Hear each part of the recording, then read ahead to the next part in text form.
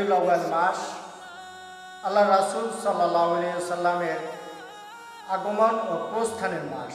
অর্থাৎ এই রবিউল আউয়াল মাসই আল্লাহ তাআলা আমাদের প্রিয় নবী হযরত মুহাম্মদুর রাসূলুল্লাহ সাল্লাল্লাহু আলাইহি ওয়াসাল্লামকে দুনিয়ায় পাঠিয়েছেন। আবার এই মাসই আল্লাহ তাআলা তাকে দুনিয়া থেকে উঠিয়ে নিয়ে গেছেন। আমরা যদি আমাদের পেয়ারা নবী হযরত মুহাম্মদুর রাসূলুল্লাহ সাল্লাল্লাহু আলাইহি ওয়াসাল্লামের জীবনের দিকে দৃষ্টিপাত করি, তাহলে তার সমস্ত জীবনকে দুই ভাগে ভাগ করা যায়। এক হচ্ছে গিয়ে মাক্কি জীবন, আর এক হচ্ছে মাদানী জীবন। আমি আল্লাহ রাসূল সাল্লাল্লাহু আলাইহি ওয়াসাল্লামের মাদানী জীবনের উপরে ধারাবাহিক আলোচনা করতেছিলাম যে কি কি ঘটনাগুলো উল্লেখযোগ্য, কি ঘটনাগুলো মাদানী জীবনে ঘটেছিল।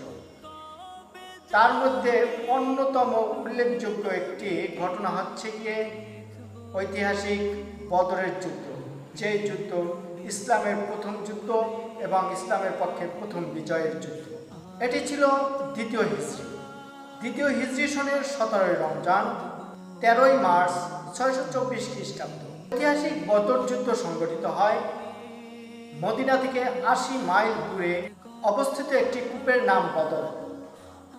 এ যুদ্ধে মুসলিম সৈন্য সংখ্যা ছিল মাত্র 313, যার মধ্যে 230 জন ছিল আনসার এবং 83 জন ছিল মুহাজির। অপরদিকে কাফির সৈন্য সংখ্যা ছিল 1000 জন, যার মধ্যে 700 জন ছিল উষ্ঠারোহী আর 300 জন ছিল ঘোড়সওয়ার। সবচেয়ে মজার বিষয় হচ্ছে এ যুদ্ধে কুরাইশ গোষ্ঠী চরমভাবে শোচনীয় পরাজয় বরণ করে। আর এ যুদ্ধে আবু জাহেল, উতবা, সাইবা এবং উমাইয়া সহ কাফিরদের 70 জন বিশিষ্ট সেনাপতি ও সৈন্য নিহত হয় এবং 70 জন বন্দী হয়।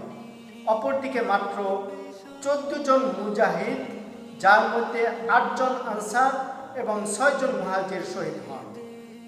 উল্লেখ্য যে সর্বকনিষ্ঠ মুজাহিদ হযরত মুয়াজ এবং হযরত মুয়াউইজ রাদিয়াল্লাহু তাআলা আনহু কাফির নেতা আবু জাহেলকে হত্যা করে।